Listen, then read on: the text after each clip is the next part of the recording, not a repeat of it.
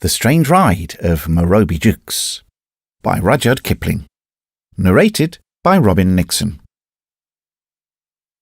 Alive or dead, there is no other way. Native proverb. There is, as the conjurers say, no deception about this tale. Jukes, by accident, stumbled upon a village that is well known to exist, though he is the only Englishman who has been there. A somewhat similar institution used to flourish on the outskirts of Calcutta, and there is a story that if you go into the heart of Bikaner, which is in the heart of the great Indian desert, you shall come across not a village but a town where the dead who did not die but may not live have established their headquarters. And since it is perfectly true that in the same desert is a wonderful city where all the rich moneylenders retreat after they have made their fortunes so vast that the owners cannot trust even the strong hand of the government to protect them, but take refuge in the waterless sands, and drive sumptuous sea-spring barouches, and buy beautiful girls, and decorate their palaces with gold and ivory and Minton tiles and mother-of-pearl, I do not see why Jukes' tale should not be true. He is a civil engineer with a head for plans and distances and things of that kind, and he certainly would not take the trouble to invent imaginary traps. He could earn more by doing his legitimate work. He never varies the tale in the telling, and grows very hot and indignant when he thinks of the disrespectful treatment he received. He wrote this quite straightforwardly at first, but he has since touched it up in places and introduced moral reflections thus. In the beginning, it all arose from a slight attack of fever. My work necessitated my being in camp for some months between Pakpatan and Mubarakpur, a desolate sandy stretch of country, as everyone who has had the misfortune to go there may know. My coolies were neither more nor less exasperating than other gangs, and my work demanded sufficient attention to keep me from moping, had I been inclined to so unmanly a weakness. On the 23rd of December 1884, I felt a little feverish. There was a full moon at the time, and in consequence every dog near my tent was baying it. The brutes assembled in twos and threes, and drove me frantic. A few days previously I had shot one loudmouthed singer and suspended his carcass in terrorem about 50 yards from my tent door. But his friends fell upon, fought for, and ultimately devoured the body, and, as it seemed to me, sang their hymns of thanksgiving afterward with renewed energy. The lightheadedness which accompanies fever acts differently on different men. My irritation gave way, after a short time, to a fixed determination to slaughter one huge black and white beast who had been foremost in song and first in flight throughout the evening. Thanks to a shaking hand and a giddy head, I had already missed him twice, with both barrels of my shotgun, when it struck me that my best plan would be to ride him down in the open and finish him off with a hog spear. This, of course, was merely the semi-delirious notion of a fever patient, but I remember that it struck me at the time as being eminently practical and feasible. I therefore ordered my groom to saddle Pornic and bring him round quietly to the rear of my tent. When the pony was ready, I stood at his head and prepared to mount and dash out as soon as the dog should again lift up his voice. Pornic, by the way, had not been out of his pickets for a couple of days. The night air was crisp and chilly, and I was armed with a specially long and sharp pair of persuaders with which I had been rousing a sluggish cob that afternoon. You will easily believe, then, that when he was let go he went quickly. In one moment, for the brute bolted as straight as a die, the tent was left far behind, and we were flying over the smooth sandy soil at racing speed. In another, we had passed the wretched dog, and I had almost forgotten why it was that I had taken horse and hog spear. The delirium of fever and the excitement of rapid motion through the air must have taken away the remnant of my senses. I have a faint recollection of standing upright in the stirrups and of brandishing my hog spear at the great white moon that looked down so calmly on my mad gallop, and of shouting challenges to the camel-thorn bushes as they whizzed past. Once or twice, I believe, I swayed forward on Pornic's neck, and literally hung on by my spurs, as the marks next morning showed. The wretched beast went forward like a thing possessed, over what seemed to be a limitless expanse of moonlit sand. Next, I remember the ground rose suddenly in front of us, and as we topped the ascent, I saw the waters of the Sutlej shining like a silver bar below. And then Pornick blundered heavily on his nose, and we rolled together down some unseen slope. I may have lost consciousness, for when I recovered, I was lying on my stomach in a heap of soft white sand, and the dawn was beginning to break dimly over the edge of the slope down which I had fallen. As the light grew stronger, I saw that I was at the bottom of a horseshoe-shaped crater of sand, opening on one side directly onto the shoals of the Sutlej. My fever had altogether left me, and with the exception of a slight dizziness in the head, I felt no bad effects from the fall overnight. And Pornick, who was standing a few yards away, was naturally a good deal exhausted, but had not hurt himself in the least. His saddle, a favourite polo one, was much knocked about, and had been twisted under his belly. It took me some time to put him to rights, and in the meantime I had ample opportunities of observing the spot into which I had so foolishly dropped. At the risk of being considered tedious, I must describe it at length, inasmuch as an accurate mental picture of its peculiarities will be of material assistance in enabling the reader to understand what follows. Imagine, then, as I have said before, a horseshoe-shaped crater of sand, with steeply graded sand walls, about 35 feet high. The slope, I fancy, must have been about 65. This crater enclosed a level piece of ground about 50 yards long by 30 at its broadest part, with a rude well in the centre. Around the bottom of the crater, about 3 feet from the level of the ground proper, ran a series of 83 semicircular, ovoid, square and multilateral holes, all about 3 feet at the mouth. Each hole on inspection showed that it was carefully shored internally with driftwood and bamboos, and over the mouth a wooden dripboard projected, like the peak of a jockey's cap, for 2 feet. No sign of life was visible in these tunnels, but a most sickening stench pervaded the entire amphitheatre, a stench fouler than any which my wanderings in Indian villages have introduced me to. Having remounted Pornick, who was as anxious as I to get back to camp, I rode round the base of the horseshoe to find some place whence an exit would be practicable. The inhabitants, whoever they may be, had not thought fit to put in an appearance, so I was left to my own devices. My first attempt to rush Pornick up the steep sandbanks showed me that I had fallen into a trap exactly on the same model as that which the antlion sets for its prey. At each step, the shifting sand poured down from above in tons, and rattled on the dripboards of the holes like small shot. A couple of ineffectual charges sent us both rolling down to the bottom, half choked with the torrents of sand, and I was constrained to turn my attention to the river bank. Here, everything seemed easy enough. The sandhills ran down to the river edge, it is true, but there were plenty of shoals and shallows across which I could gallop Pornick, and find my way back to terra firma by turning sharply to the right, or the left. As I led Pornick over the sands, I was startled by the faint pop of a rifle across the river, and at the same moment a bullet dropped with a sharp whit close to Pornick's head. There was no mistaking the nature of the missile, a regulation Martini Henry picket. About 500 yards away, a country boat was anchored in midstream, and a jet of smoke drifting away from its bows in the still morning air showed me whence the delicate attention had come. Was ever a respectable gentleman in such an impasse? The treacherous sandslope allowed no escape from a spot which I had visited most involuntarily, and a promenade on the river frontage was the signal for a bombardment from some insane native in a boat. I am afraid that I lost my temper very much indeed.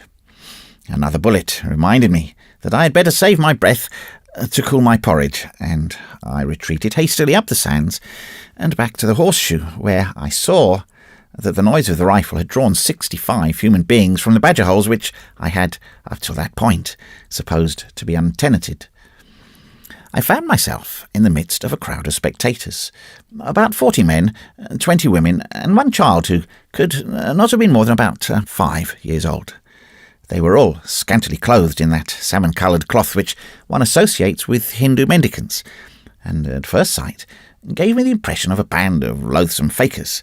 The filth and repulsiveness of the assembly were beyond all description, and I shuddered to think what their life in the badger holes must be.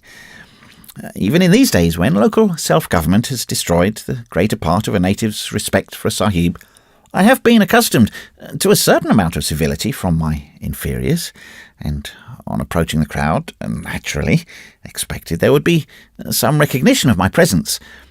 As a matter of fact, there was, but it was by no means what I had looked for. The ragged crew actually laughed at me. Such laughter I hope I may never hear again. They cackled, yelled, whistled, and howled as I walked into their midst, some of them literally throwing themselves down on the ground in convulsions of holy mirth. In a moment I had let go of Pornick's head, and, irritated beyond expression at the morning's adventure, commenced cuffing those nearest to me with all the force I could. The wretches dropped under my blows like ninepins, and the laughter gave place to wails for mercy, while those yet untouched clasped me round my knees, imploring me in all sorts of uncouth tongues to spare them. In the tumult, and just when I was feeling very much ashamed of myself for having thus easily given way to my temper, a thin, high voice murmured in English from behind my shoulder, "Sahib, Sahib, do you not know me? Sahib, it is Gunga Das, the telegraph master." I spun round quickly and faced the speaker. Gunga Das. I have, of course, no hesitation in mentioning the man's real name. I had known 4 years before as a Deccani Brahmin, loaned by the Punjab government to one of the Khalsa states. He was in charge of a branch telegraph office there, and when I had last met him was a jovial, full-stomached, portly government servant with a marvellous capacity for making bad puns in English, a peculiarity which made me remember him long after I'd forgotten his services to me in his official capacity. It is seldom that a Hindu makes English puns. And now, however, the man was changed beyond all recognition. Caste mark, stomach, slate-coloured, continuations and unctuous speech were all gone. I looked at a withered skeleton, turbanless and almost naked, with long, matted hair and deep-set codfish eyes. But for a crescent-shaped scar on the left cheek, the result of an accident for which I was responsible, I should never have known him, but it was, indubitably, Gunga Das, and for this I was thankful, an English-speaking native who might, at least, tell me the meaning of all that had gone on through the day. The crowd retreated to some distance as I turned toward the miserable figure and ordered him to show me some method of escaping from the crater. He held a freshly plucked crow in his hand, and in reply to my question climbed slowly on a platform of sand which ran in front of the holes and commenced lighting a fire there in silence. Dried bents, sand poppies and driftwood burn quickly, and I derived much consolation from the fact that he lit them with an ordinary sulphur match. When they were in bright glow, and the crow was neatly spitted in front thereof, Gunga Das began without a word of preamble. "There are two kinds of men, sir, the alive and the dead, and when you are dead, you are dead, but when you are alive, you live." Here the crow demanded his attention for an instant as it twirled before the fire in danger of being burned to a cinder. "If you die at home, and do not die when you come to the ghat to be burned, you come here." The nature of the reeking village was made plain now, and all that I'd known or read of the grotesque and the horrible paled before the fact just communicated by the ex-Brahmin. 16 years ago, when I first landed in Bombay, I had been told by a wandering Armenian of the existence, somewhere in India, of a place to which such Hindus as had the misfortune to recover from trance or catalepsy were conveyed and kept. And I recollected laughing heartily at what I was then pleased to consider a traveller's tale. Sitting at the bottom of the sand trap, the memory of Watson's Hotel with its swinging punkahs, white-robed attendants, and the sallow-faced Armenian rose up in my mind as vividly as a photograph, and I burst into loud fits of laughter. The contrast was too absurd. Gunga Das, as he bent over the unclean bird, watched me curiously. Hindus seldom laugh, and his surroundings were not such as to move Gunga Das to any undue excess of hilarity. He removed the crow solemnly from the wooden spit, and as solemnly devoured it. Then he continued his story, which I give in his own words. "In epidemics of the cholera, you are carried to be burned almost before you are dead. when you come to the riverside, the cold air, perhaps, makes you alive. And then, if you are only a little alive, mud is put on your nose and mouth, and you die conclusively. If you are rather more alive, more mud is put. But if you are too lively, they let you go and take you away. I was too lively, and made protestation with anger against the indignities that they endeavoured to press upon me. In those days I was Brahmin and proud man. Now I am dead man, and eat crows. Here he eyed the well-gnawed breastbone with the first sign of emotion that I had seen in him since we met. Crows, and other things.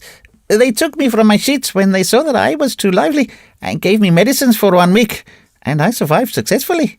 Then they sent me by rail from my place to Okara Station, with a man to take care of me, and at Okara Station we met 2 other men, and they conducted we 3 on camels in the night, from Okara Station to this place, and they propelled me from the top to the bottom, and the other 2 succeeded, and I have been here ever since 2.5 years.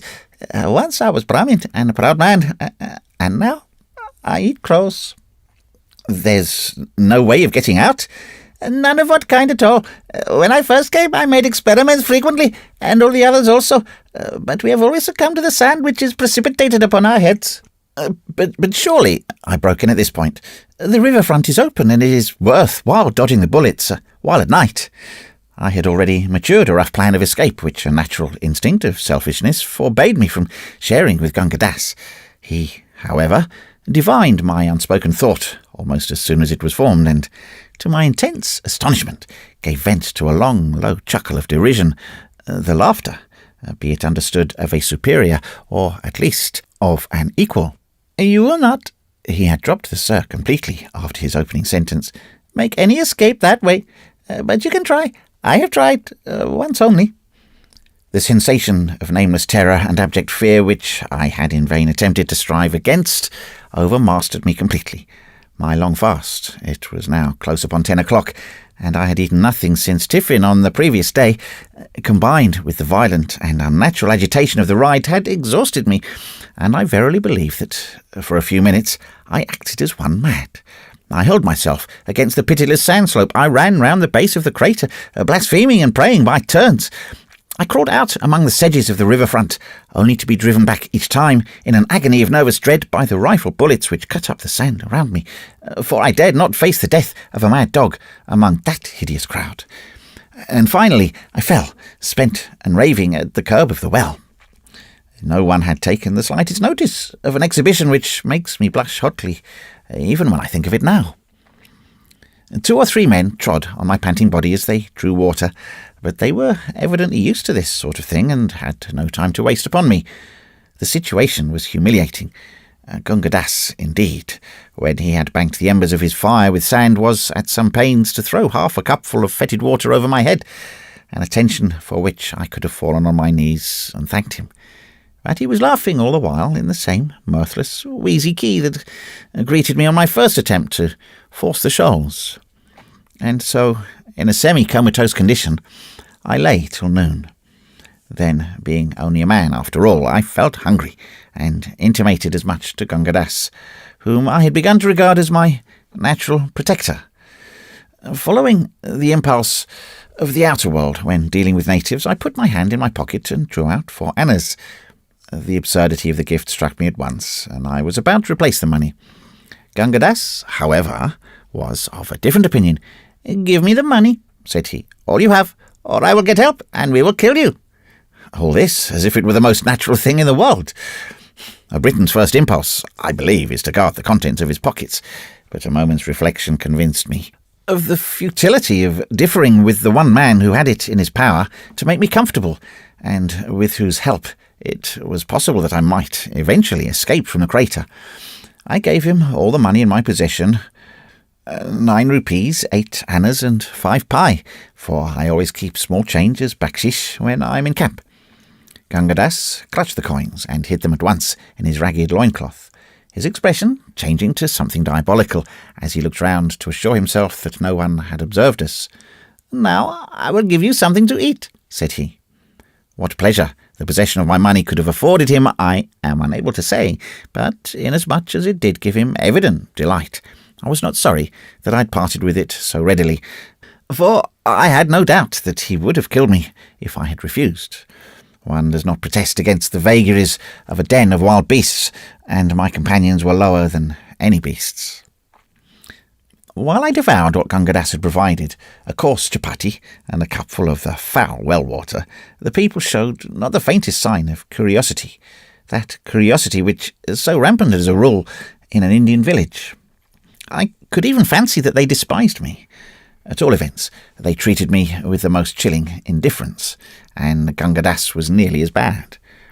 I plied him with questions about the terrible village and received extremely unsatisfactory answers.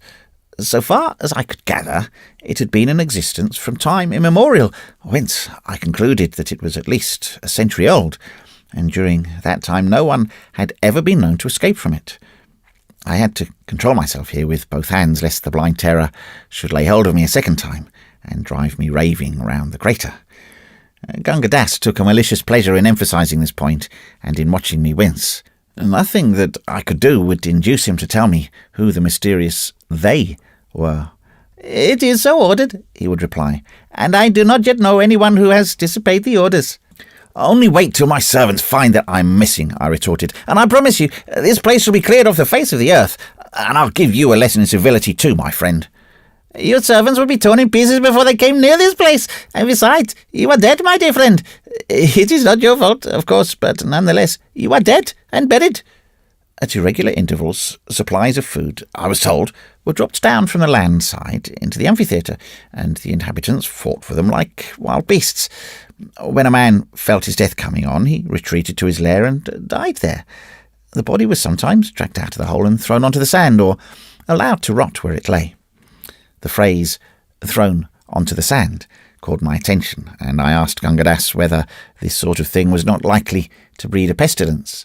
"That," said he, with another of his wheezy chuckles, "you may see for yourself subsequently. You will have much time to make observations." Whereat, to his great delight, I winced once more and hastily continued the conversation. "And how do you live here from day to day? What do you do?" The question elicited exactly the same answer as before, coupled with the information that this place is like your European heaven. There is neither marrying nor giving in marriage. Gunga Das has been educated at a mission school, and, as he himself admitted, had he only changed his religion like a wise man, might have avoided the living grave which was now his portion. But as long as I was with him, I fancy he was happy. Here was a sahib, a representative of the dominant race, helpless as a child and completely at the mercy of his native neighbours. In a deliberate, lazy way, he set himself to torture me, as a schoolboy would devote a rapturous half-hour to watching the agonies of an impaled beetle, or as a ferret in a blind burrow might glue himself comfortably to the neck of a rabbit. The burden of his conversation was that there was no escape of any kind whatever, and that I should stay here till I died and was thrown onto the sand.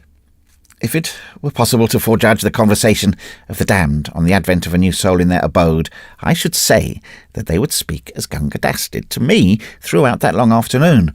I was powerless to protest or answer, all my energies being devoted to a struggle against the inexplicable terror that threatened to overwhelm me again and again. I can compare the feeling to nothing except the struggles of a man against the overpowering nausea of the Channel Passage. Only my agony was of the spirit and infinitely more terrible. As the day wore on, the inhabitants began to appear in full strength to catch the rays of the afternoon sun, which were now sloping in at the mouth of the crater. They assembled in little knots and talked among themselves without even throwing a glance in my direction. About 4 o'clock, as far as I could judge, Gunga Das rose and dived into his lair for a moment, emerging with a live crow in his hands. The wretched bird was in a most draggled and deplorable condition, but seemed to be in no way afraid of its master. Advancing cautiously to the riverfront, Gunga Das stepped from tussock to tussock until he had reached a smooth patch of sand, directly in line of the boat's fire. The occupants of the boat took no notice. Here he stopped, and with a couple of dexterous turns of the wrist, pegged the bird on its back with outstretched wings. As was only natural, the crow began to shriek at once, and beat the air with its claws. In a few seconds, the clamour had attracted the attention of a bevy of wild crows on a shoal a few hundred yards away, where they were discussing something that looked like a corpse. Half a dozen crows flew over at once to see what was going on, and also, as it proved, to attack the pinioned bird. Gunga Das, who had lain down on a tussock, motioned to me to be quiet, though I fancy this was a needless precaution. In a moment, and before I could see how it happened, a wild crow who had grappled with the shrieking and helpless bird was entangled in the latter's claws, swiftly disengaged by Gunga Das, and pegged down beside its companion in adversity. Curiosity, it seemed, overpowered the rest of the flock, and almost before Gunga Das and I had time to withdraw to the tussock, 2 more captives were struggling in the upturned claws of the decoys. So the chase, if I can give it so dignified a name, continued until Gunga Das had captured 7 crows. 5 of them he throttled at once, reserving 2 for further operations another day. I was a good deal impressed by this, to me, a novel method of securing food, and complimented Gunga Das on his skill. "It is nothing to do," said he. "Tomorrow you must do it for me. You are stronger than I am." This calm assumption of superiority upset me not a little, and I answered peremptorily, "Indeed, you old ruffian. What do you think I have given you money for?" "Very well," was the unmoved reply. "Perhaps not tomorrow, nor the day after, nor subsequently, but in the end, and for many years, you will catch crows and eat crows, and you will thank your European God that you have crows to catch and eat." I could have cheerfully strangled him for this, but judged it best, under the circumstances, to smother my resentment. An hour later, I was eating one of the crows, and as Gunga Das had said, thanking my God that I had a crow to eat. And never as long as I live shall I forget that evening meal. The whole population was squatting on the hard sand platform opposite their dens, huddled over tiny fires of refuse and dried rushes. Death, having once laid his hand upon these men and forborne to strike, seemed to stand aloof from them now, for most of our company were old men, bent and worn, and twisted with years, and women aged to all appearances as the fates themselves. They sat together in knots and talked, God only knows what they found to discuss, in low, equable tones, curiously in contrast to the strident babble with which natives are accustomed to make day hideous. Now and then, an access of that sudden fury which had possessed me in the morning would lay hold on a man or woman, and with yells and imprecations the sufferer would attack the steep slope until, baffled and bleeding, he fell back on the platform, incapable of moving a limb. The others would never even raise their eyes when this happened, as men too well aware of the futility of their fellows' attempts, and wearied with their useless repetition. I saw 4 such outbursts in the course of that evening. Gunga Das took an eminently businesslike view of my situation, and while we were dining, I can afford to laugh at the recollection now, but it was painful enough at the time, propounded the terms on which he would consent to do for me. My 9 rupees, 8 annas, he argued, at the rate of 3 annas a day, would provide me with food for 51 days, or about 7 weeks. That is to say, he would be willing to cater for me for that length of time. At the end of it, I was to look after myself. For a further consideration, viz. my boots, he would be willing to allow me to occupy the den next to his own, and would supply me with as much dried grass for bedding as he could spare. "Very well, Gunga Das," I replied. "To the first terms I cheerfully agree, but as there is nothing on earth to prevent my killing you as you sit here and taking everything that you have," I thought of the 2 invaluable crows at the time, "I flatly refuse to give you my boots, and shall take whichever den I please." The stroke was a bold one, and I was glad when I saw that it had succeeded. Gunga Das changed his tone immediately, and disavowed all intention of asking for my boots. At the time, it did not strike me as all that strange that I, a civil engineer, a man of 13 years standing in the service, and, I trust, an average Englishman, should thus calmly threaten murder and violence against the man who had, for a consideration, it is true, taken me under his wing. I had left the world, it seemed, for centuries. I was as certain then as I am now of my own existence that in the accursed settlement there was no law save that of the strongest, that the living dead men had thrown behind them every canon of the world which had cast them out, and that I had to depend for my own life on my strength and vigilance alone. The crew of the ill-fated mignonette are the only men who would understand my frame of mind. At present, I argued to myself, I am strong, and a match for 6 of these wretches. It is imperatively necessary that I should, for my own sake, keep both health and strength until the hour of my release comes, if it ever does.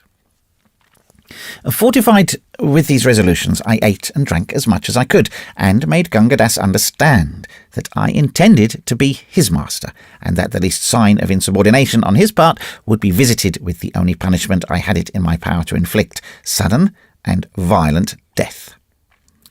Shortly after this, I went to bed.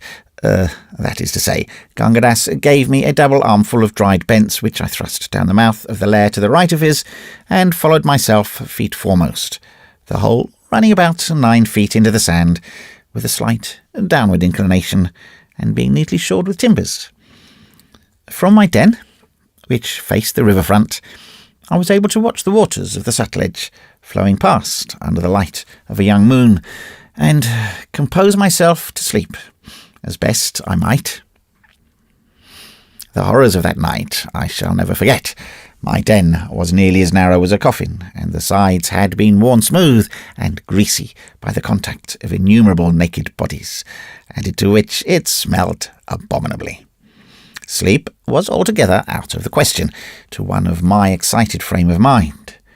As the night wore on, it seemed that the entire amphitheatre was filled with legions of unclean devils that, trooping up from the shoals below, mocked the unfortunate in their lairs.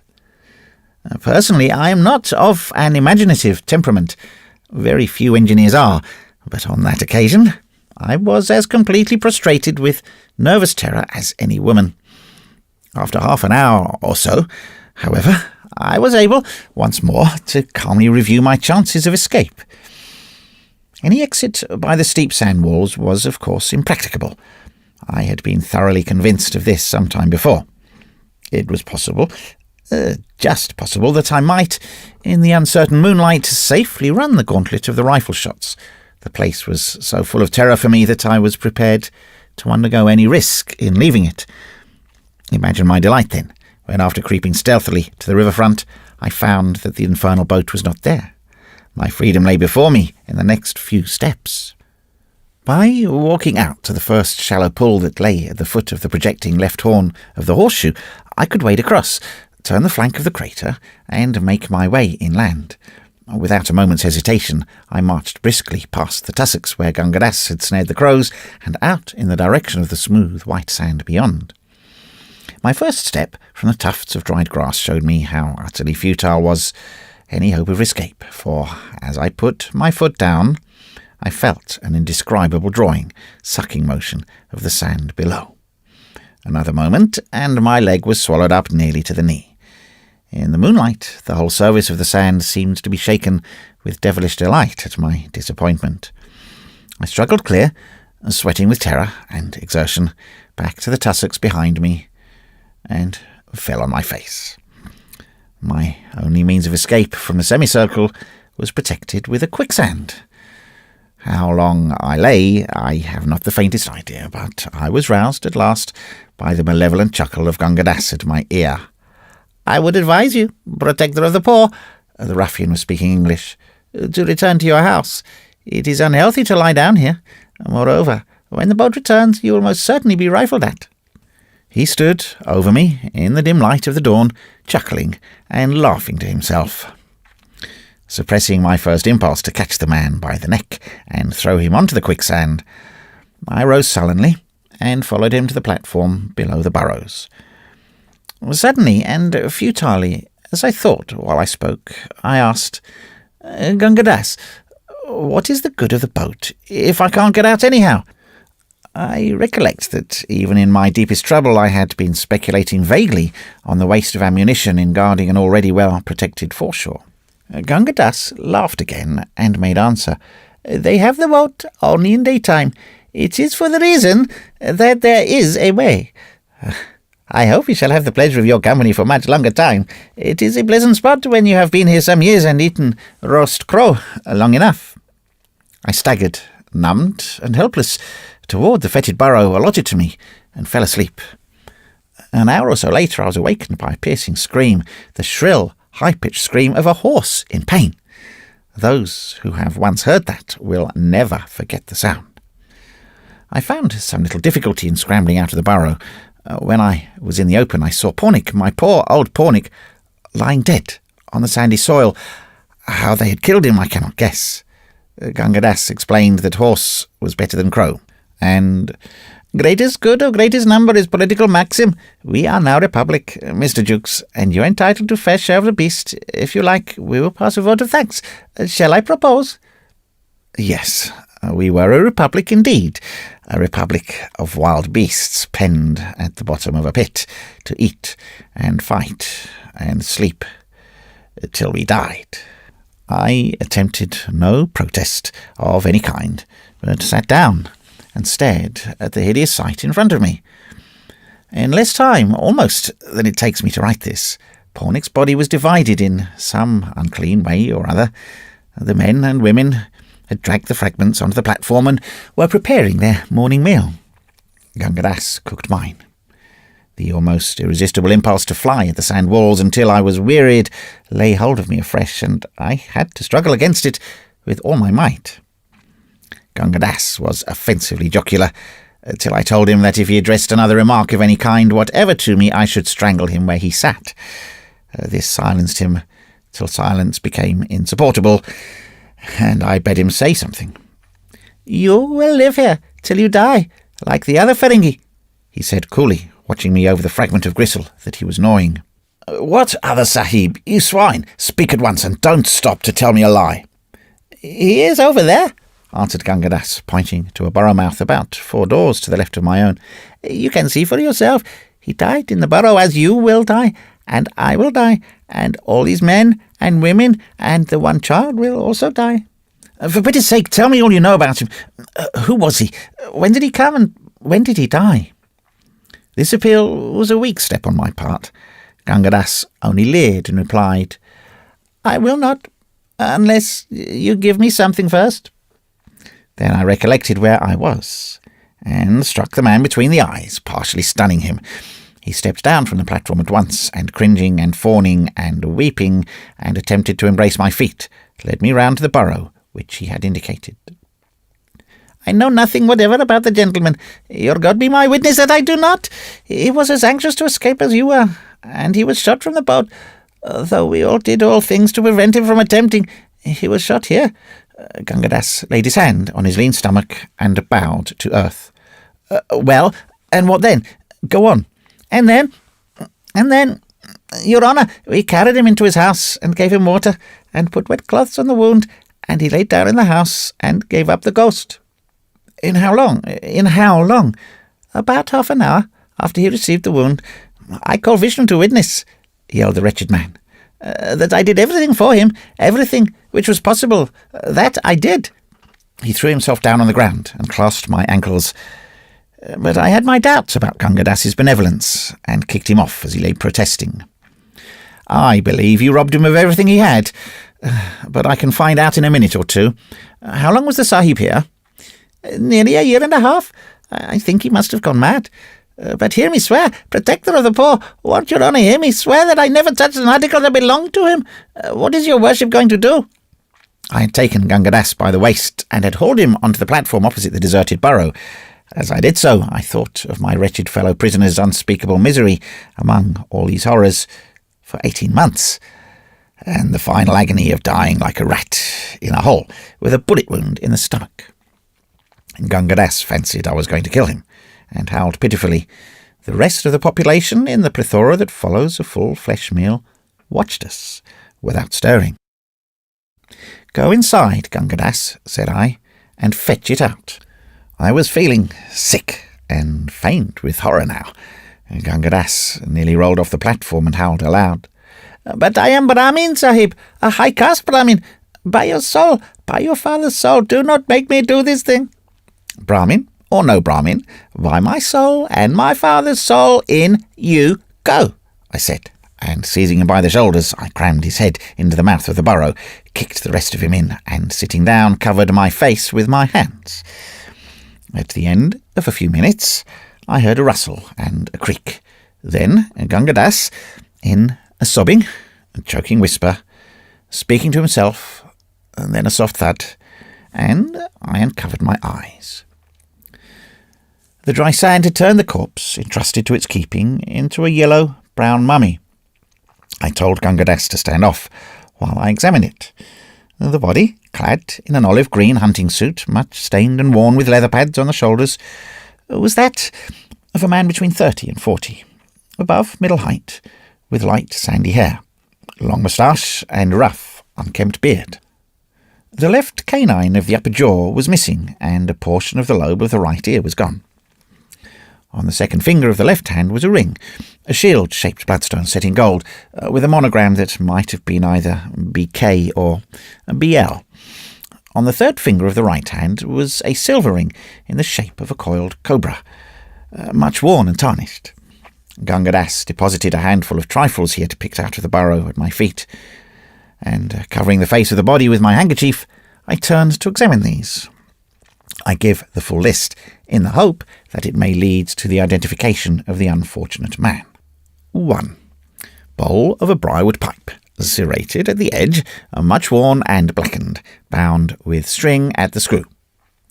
2. 2 patent lever keys, wards of both broken. 3.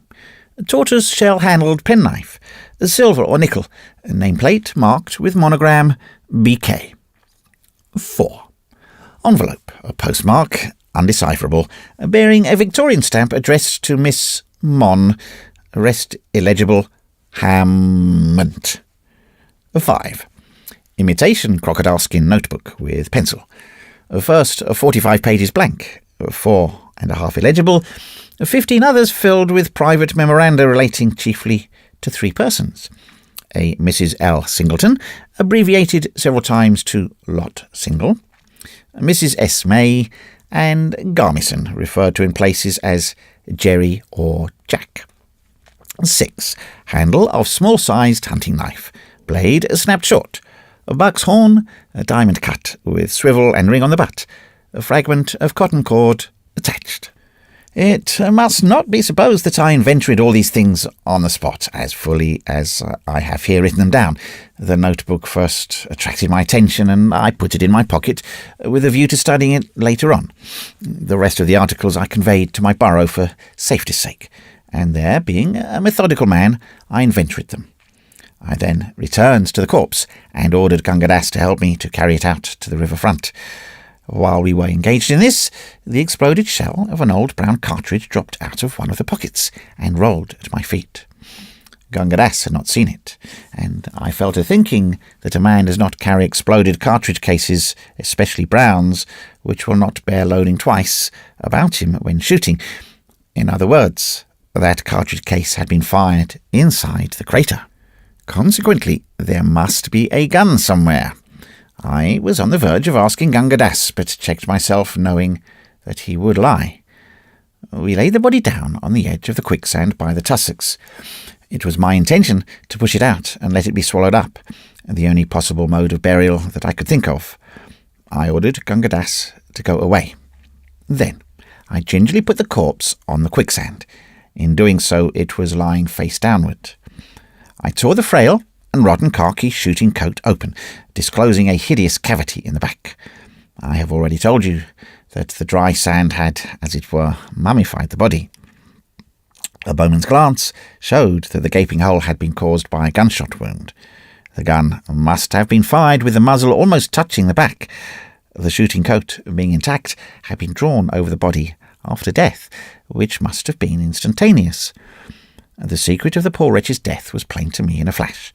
Someone of the crater, presumably Gunga Das, must have shot him with his own gun, the gun that fitted the brown cartridges.